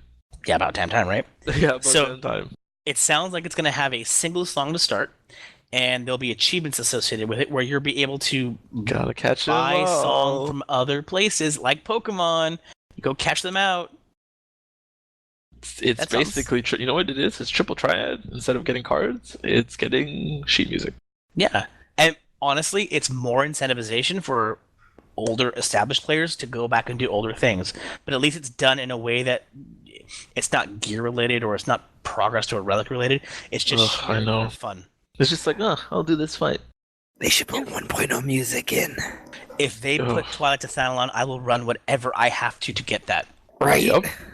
nonstop all day Agreed. until I have it. Agreed. I'm actually And- happy about the next thing. Yes, Really I'm going happy to say the with same. that. Is that I'm super excited. Beginner's Hall is finally coming in soon. And basically, it's going to be a way to train your job. They're going to set it up in a way where it is achievement based, but that's what I'm looking for. There are challenges that you must overcome in order to prove that you've mastered X mechanic or X functionality of your job. Watch it be like titles, and they'd be like, you have to wear your title that you have this much DPS. Oh, that's gonna come soon. So this actually exists in WoW. I mentioned this as well, called a proving ground. And DPS classes have to DPS X mobs down by X minutes, and it's constant waves no matter what. And basically, unless your DPS threshold is over X, you will not be able to beat it. So And when you beat it, you get a title to correct, prove? you get achievement and a title, and people had to link their achievements Nice. to prove that their DPS was above X, even though WoW is ramp up the parsers. but to prove they understood, like, what's the word I'm looking for? Mob triage. But this is, because FF14 is so against, DPS check. Yeah. Or sorry, Actually, against not necessarily. DPS parsing. It's because they don't want people To be to exposed. weaponize it, to be like, oh, you don't meet this X Can DPS. you link achievements in 14? I don't remember. Not yet. Okay. That's so weird. You You're right. won't be you able can't. to weaponize it yet. Well, I mean, this is basically you put on like what Joe said earlier. It's like you put on a title and you're good to go. Yeah. Because you can put on titles and everyone can see it. Correct. So it's stupid. You can click achievements when they show up in your when they pop in up your on the chat. log, and then it links to it. But you can't specifically Link it yourself. it's like, okay, you have half the implementation done. I'm pretty sure they'll implement it in this one. But it's cool because these dummies will have like a requirement, and it's like you have. Well, the dummies are separate from the beginners hall, actually. Oh, sorry. Yeah, it's just same principle. what I It hear all about kind of it. ties in together. So Yeah, it's like talking. you have different dummies. There are different training dummies that do different things, and I'm hoping it's going to be like this one has this much life, and you have this many minutes to beat it. In which case, that gives you a base minimum of however much it's required to beat it, and it's like this is awesome because now you can say, "Oh, I'm able to beat, dummy 2 or dummy 3." And get the appropriate achievement / title for each one. Or the people like, I And- beat Dummy 2 in 3.5 minutes, and it's like, Instead I of beat instead of 4. Yeah, Exactly. Yeah. And I think that's this really is important. Awesome. So between the beginners hall and the dummy training modes, with the theoretical of having to deal with mechanics and get achievements for showing that you know how to do your job, my hope is that people will be able to get better as a general whole, and Yeah. just be able to handle things that their class should theoretically be able to do. Right, and without having to either make an idiot of themselves by not knowing how to do something, and then subsequently getting mad at someone saying, "Hey, this is how you do it," and then you taking text in the wrong context and getting angry at them like, "Meh, why don't you concentrate on doing XYZ job instead of telling me how to do mine?" No longer will you have a drunken machinist forgetting that he has the ability to restore TP. His name is not Cirri. This is overall great because it just allows people. It's like, hey, you by all means, here it is. You have a baseline. The game will tell you, oh yes, you beat this within 5 minutes. Therefore, your DPS should be a minimum of blah blah blah. And then, what's nice? That means, you can compile information with, ACT or whatever to actually get accurate DPS readings. Fair. Because if you go like a 2-minute parse, a 2-minute clear on dummy equals X amount of DPS. Yeah, that's actually pretty smart. Super, super happy about this. Super happy about this. Not super happy about the next system though. Oh, no, this is something that I think needs to happen, and it basically what it's going to allow is a mentor system. This exists in a lot of other MMOs, and I'm really glad they're bringing it to 14. I am not. Why? Strictly because the people who talk the loudest are the people who generally are not that good at this game. That's actually very true. I mean, think of Final Fantasy 11. And they're the people who want to mentor because they think like most people in this game suffer from a very overly zealous view of themselves. Okay, Let's put it that way. before we continue this conversation, I'm really curious. Define the mentor system in your mind. Well, you basically flag yourself or whatever, right, to become a mentor. So people running around you will be like, oh, this guy has this flag on, kind of like New Sprouts have the leaf thing. This guy has a mentor tag. I'm going to be able to ask this guy what to do. And on top of that, I remember reading something about like a mentor roulette, which I feel Correct. is a gigantic waste of time because everyone thinks they're amazing at this game, and and then of course it opens doors for gigantic trolls too, right? Definitely. Because if you say something that makes sense, but isn't actually the best way to do things, example, what should I put my stats into when I'm leveling Bard?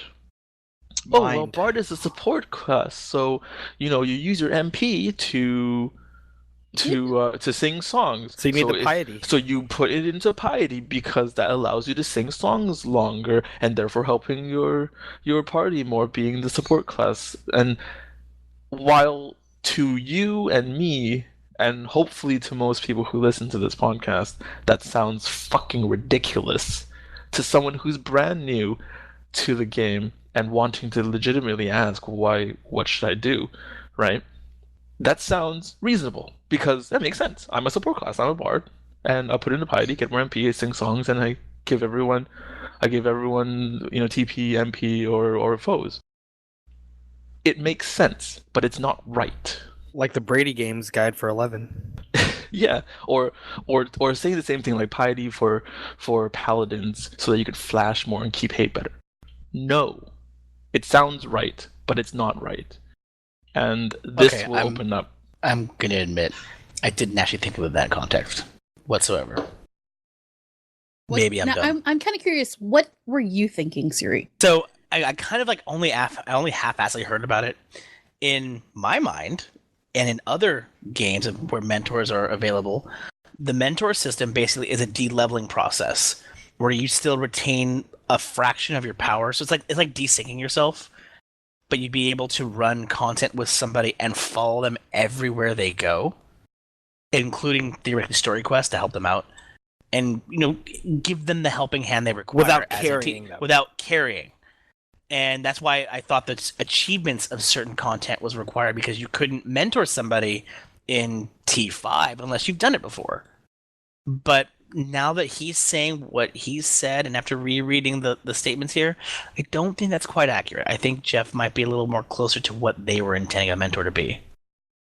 Yeah, and that's how they did it in Final Fantasy XI, is that you had the whatever icon symbol that denoted you as a mentor, and people would send you tells or flag you down if they saw you. Hey, how do you do this? How do you get to here or there or anywhere? Or can I have some gil? Oh yeah, can I have some gil? Like, you're a mentor, you have gil, like, duh. Or can't you power level me? Like, you're higher level. Why Oh, I can't hated you that. Can you power level me? And that is one of the many reasons why I stopped using the mentor flag, was because people were asking the wrong things. And I mean, I wanted to help people, but I didn't want to help them in that way. I mean, I was broke, and yeah, I was a higher level, but that didn't mean I wanted to power level you. Ask me questions, ask me to play with you or something, but Yeah. don't ask me to give you a handout, because I'm not here to do that. That too. See, I completely forgot about the flack that you would get as a mentor, as opposed to the shit you'd be dealing out as a mentor as well. So it was a problem in 11. But I guess for me, like for other games that I play where the mentor system exists, there's actually a marked detraction from being in a party with somebody so high a level above you. And that's why the mentor system exists. So the person can keep a majority of their skills still level with their lower level compatriot, but not affect their XP gain. what we kind of have now is dungeons with synchronizing. Yeah. So all the benefit you get as a higher level person would be, I'm now wearing the best gear. Exactly. So for that imagine dungeon. the dungeon sync just applied to open world. That's what the mentor system is in the games that I've played prior. And I think I kind of projected that, so me dumb. I mean, it could be.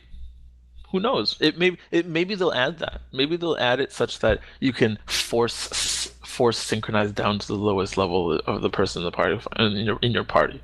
Maybe they'll add that on top of the system. Who knows? Yeah, because that would prevent you from having to level sync constantly for every fucking fade. Oh, I know. It's like, oh, let me buff up. Oh, wait, they're all gone now. Yeah. Oh wait, my shield is gone. Shit. Yeah, I know. It's like, I'm 41, gotta sink down to 40, and goodbye. Goodbye, shield, though. Gotta cast it again. It's so dumb that happens, but I get it. Yeah.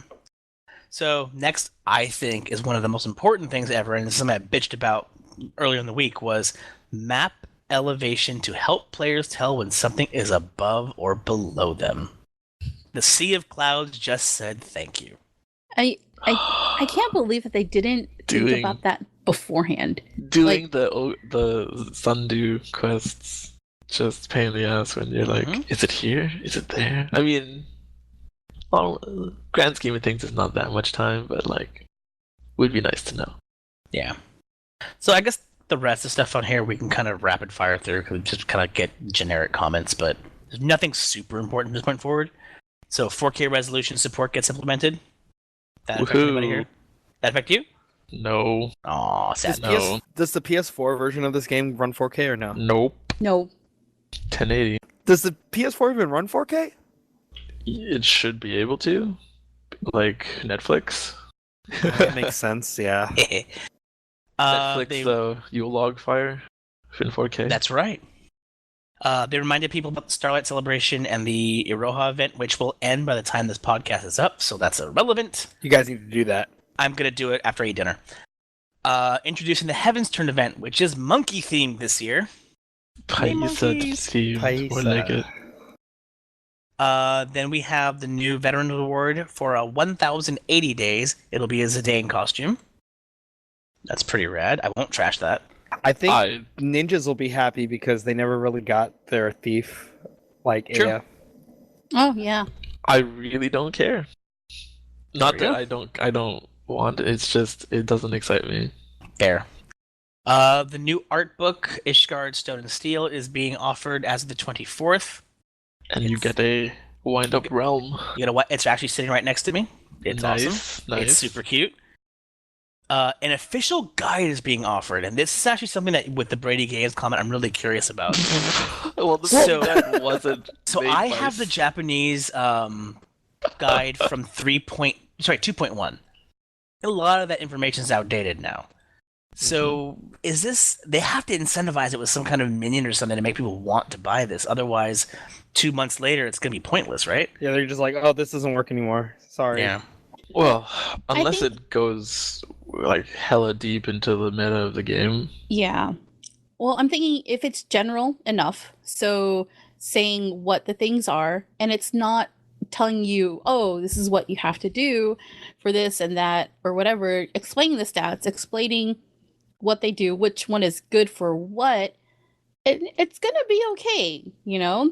If until 4.0 drops. You know what I would like to see in that guide, just like right off the top of the head, is do you guys remember that tanking guide infographic that was on Reddit? Yes. That's probably the biggest thing that I would like to see in that guide, where it shows you, no, you don't want to stand in the cone of AoE as a tank. You can move. Or like, hey, do you have melee in the back of your? Start fucking moving. You know, like, do you have melee? Don't fucking spin the goddamn tank, the monster around. It is completely feasible for you to move out of cone and slide right back into position before damage. Yeah, or like, don't have the monster's back against a wall or against somewhere where your melee cannot go, so that they're are barred from their positionals. Mm-hmm. And it had like this is how you pull a group. You don't just randomly pull. And there was like this is a ranged monster. What do you do when this is a ranged monster? How do you pull it? Oh my god, there was so many things like that were in that infographic that were like, I know it, but oh my god, should everyone else know this? Hell yeah. I doubt they would, though.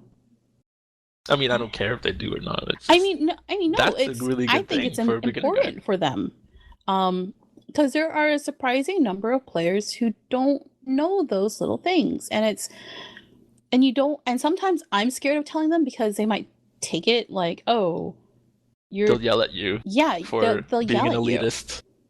How dare you Don't tell me how to play my class. Exactly. You don't know me. And that's not it. I just want to help you get better, and don't yell at me. I'm just trying to help you. And it's a shame, but I do hope that something like that in there. I'm sure it's going to be very generic and general though. You know, and that's actually a problem with online gaming as a whole. And I posted about this a long time, like a week and a half ago, 2 weeks ago, on Twitter, where it was a screenshot from Platoon, and it was it was Christmas Day. That's right, ish. And it was a person whose little bubble over their head said, "Don't yell at me. I don't know what I'm doing. I'm only 10 years old."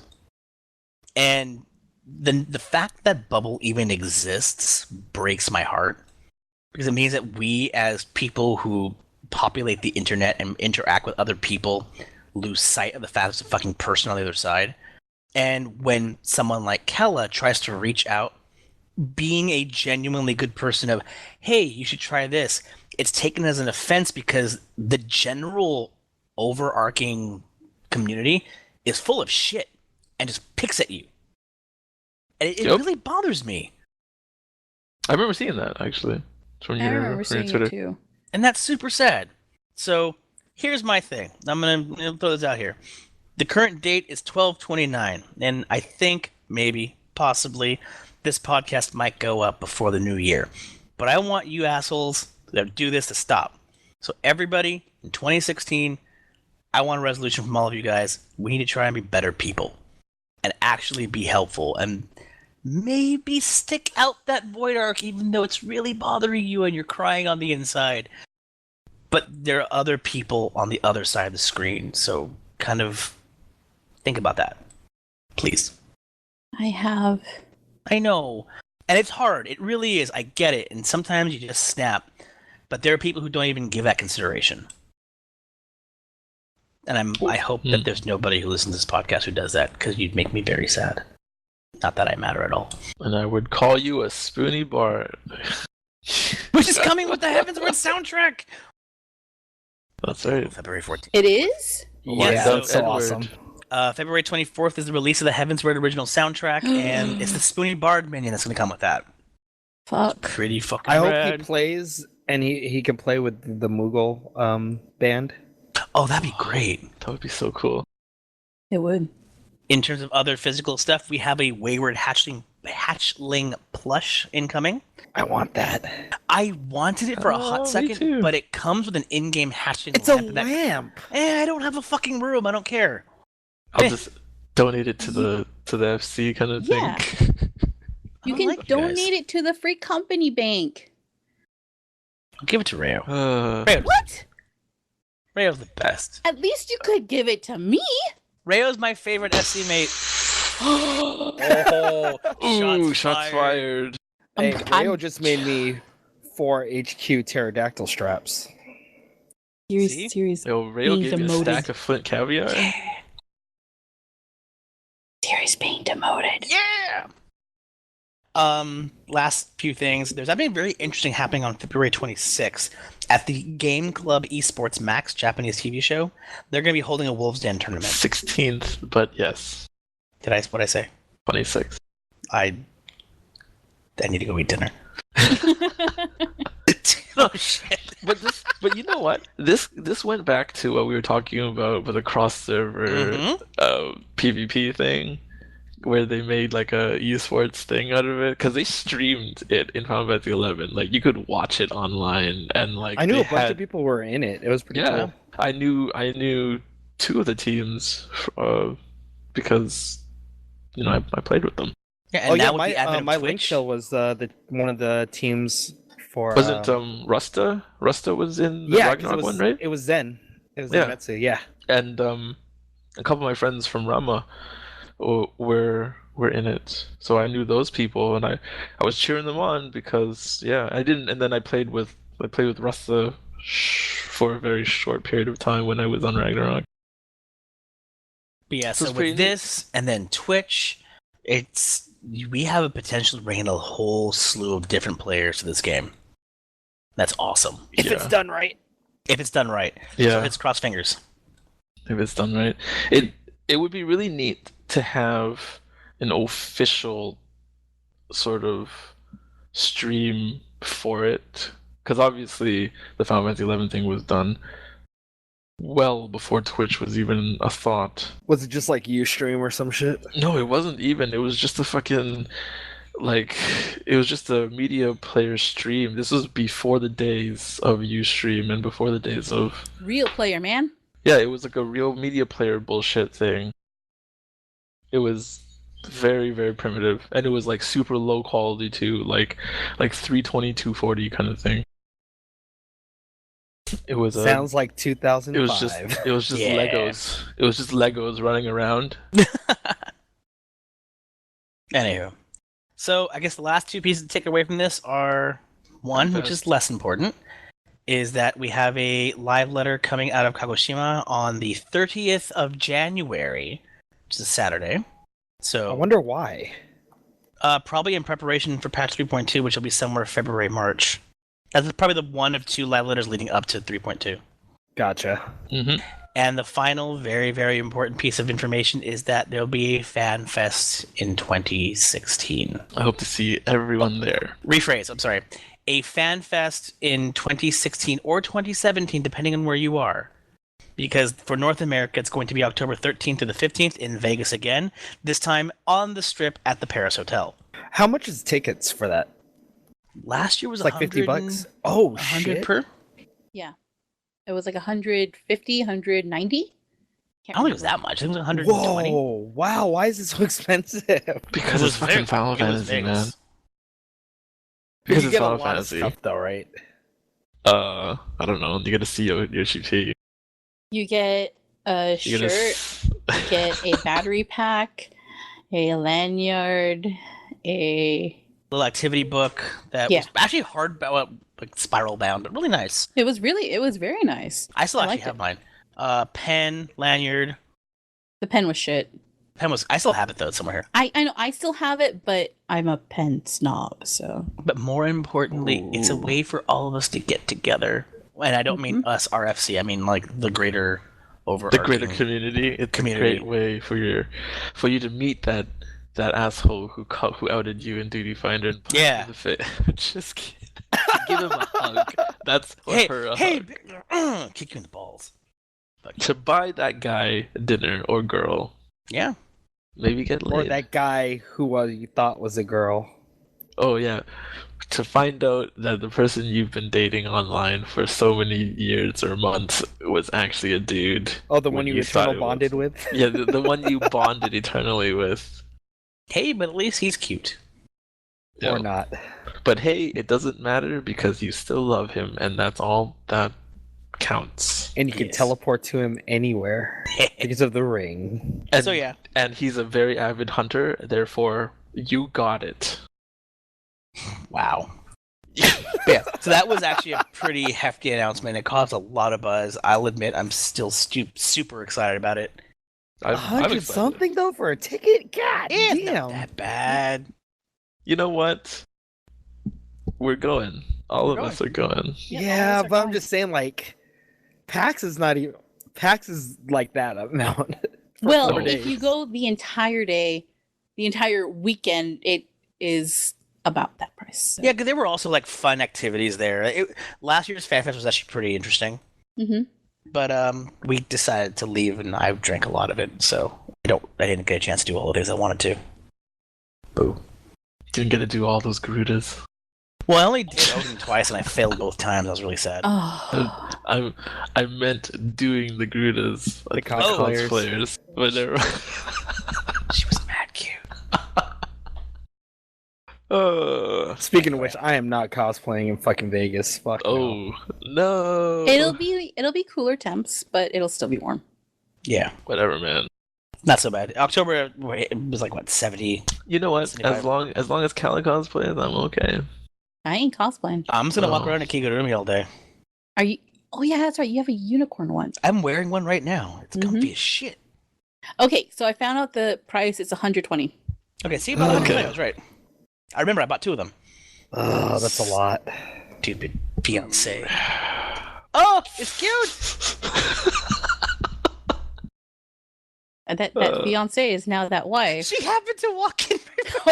Oh, She threw a Moogle head at me. that's what you get. She's like, "Did you say stupid fiance?" And I'm all, "Yes." It's like, yes, but you're not my fiance. You're my so... you're my wifey. Yeah. Okay, do we have anything we want to add to this? Cloud bike. Oh, that's right. So one of the most interesting things that came out of the live letter, and dude, Twitter blew the fuck up that night. It was insanity. So apparently the dev team was trying to see if they could create a mount that would look like Cloud's bike. So they're speaking in Japanese with no subtitles, and the people who were translating weren't translating it fast enough for them. So you see like it was a Makoto and Aura on Cloud's bike wearing Cloud's outfit, and everyone's like, "Oh no, Cloud's bike's incoming!" When actually what really happened was they were making the attempt to make Cloud's bike. But here's the problem. If it moved at mount speed, it moved slower than shit and looked dumb. It was like I'm on a tricycle. It was like it was like a motorcycle. It was like a big wheel, and like they were slipping on the sand and stuff. It was great. But if it moved at the rate at which a motorcycle should move, it desynced from the server. It was OP. They showed it at full speed, and it was just like one end of the zone to the other. It was nuts. Yeah. So the only reason why they showed it is because there was so much work and effort into it, to which Yoshi was like, really like, oh god, we really put this much effort into this, that they were sad. They wanted to at least show the fact they were trying to make something interesting. I wonder what song would play. You know, fucking Sephiroth's song. Oh god, One Winged Angel. One Winged Angel. That's what plays. Or I hope the FF. I want it to be Honeybee Manor. Battle theme. Nope, Honeybee Manor. All the way. That too. Just that weird womp bam womp bam womp bump doop doop doo. That'd be the best. This is so good. I know they should. You know what they should do? They should put that in the game anyway, and just be like, "Yeah, this is a slow ass mount. Whatever." It looks so goofy though. Jesus, it looked really silly. Slow. But hey, at least they tried to do something. Yay them! This is the shit that happens behind the scenes that we don't know about. Mm-hmm. This is what buying all those Fantasias got us. And the metallic sky blue dyes. Oh man, metallic red. Well, yeah. Hot pink. So is there anything else that we have? No, I think in terms of the live letter, that's pretty much it. So unless we have any emails, I think we're pretty much done. We do have emails. Do we not? We do? Do we? I don't think we do. I thought we talked about an email in the pre-show. No, we were in the pre-show. We were talking about if everyone got the other email that we read on the last episode. So there is no emails. We have no emails. Please send us emails. Mm-hmm. What is the email address, Cala? podcast@sequencebreak.com. Thank you. So I guess at this point, we'll just go ahead and start closing this bad boy down. So, Cala, you want to do outro? Yes, you can find the podcast at sequencebreak.com. Our Twitter account is SBXIV. If you'd like to support us and help us with our hosting and other causes, you can support us at patreon.com/SBXIV. If you want to hear certain things or whatever, make sure to email us. And definitely, I think we've only pushed out one episode of Sequence Break Radio. I don't know if anyone wants more. Let us know that too at podcast@sequencebreak.com. And I think that is it. Did I miss anything? Our Nope. Twitch is All right. Sequence Break.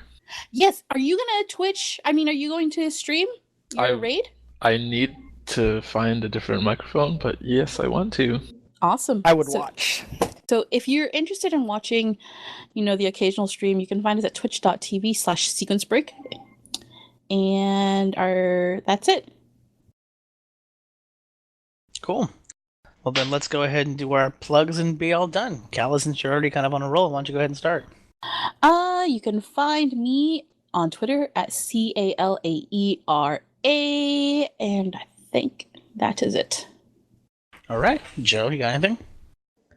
Find me on Twitter, J0SHIMITSU. And thanks for sticking with us for 2015, because this will come out in 2016, or will it? It should come out before. Okay, well, Happy New Year, everybody. Oh yeah, Happy New Year. Oh yes, Happy New Year. Jeff. I have a Twitch and a Twitter. They're both Jeff Really, JEFFRLY. Hopefully I will stream my rating on the sequence break thing. I'll try to post on the sequence break Twitter when I'm about to. Hopefully when I get this microphone thing fixed out. I mean, like lately I've been just sort of half-assedly streaming with no mic, which means I'm not interacting with the community at all, or my viewers. But all you hear is a buzz. It's stupid. I'd also like to thank everybody for listening to us for 2015 so far. It's been a blast. I can't believe 2016 is coming soon.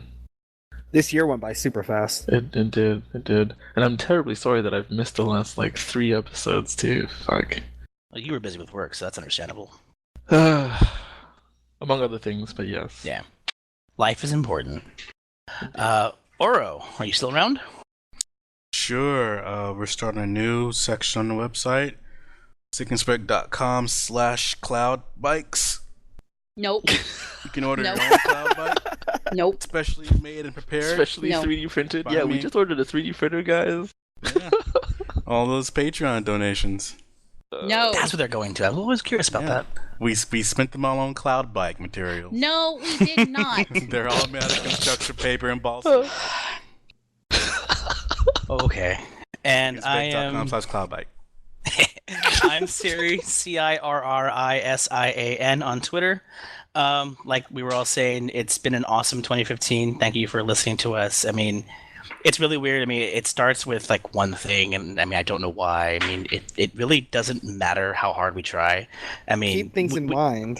we designed this rhyme to explain in due time. I mean, time's a valuable thing, and you watch it fly by, and when that pendulum swings, Yeah. watch it count down to the end of the day. Clock ticks away. So unreal. We're done now. I want to say goodbye. But I tried so hard. I got so far. But in the No, end, I guess it more. doesn't even Goodbye, matter. everyone. Goodbye. I had to fall to To lose lose it it all. all. In the end, it doesn't matter. I've been wanting to do that for 2 weeks. But you I'm know so what really glad I got a matters? chance to do it. Cloud What? bikes. You can get them for free at Cloudbikes.com. SBXIV.com/cloudbike. No, you know you're gonna have to put that sign up, right? I'm not. Can doing you? that. I just have you a know, gif of the cloud bike running in a circle. you know, it doesn't even have to be something immaculate. It's just gotta be some sort of ridiculous landing page. We are done. I can record it. I have the That action is figures. it. I can just say goodbye. Goodbye. Farewell. Goodbye. Auf Wiedersehen. No. To No. you. To you. end you. Do do do do do do do do do do do do do. Wow. Wah, wah, wah, wah. Boop boop boop boop boop boop boop. We're done. Okay, bye. Bye. Bye.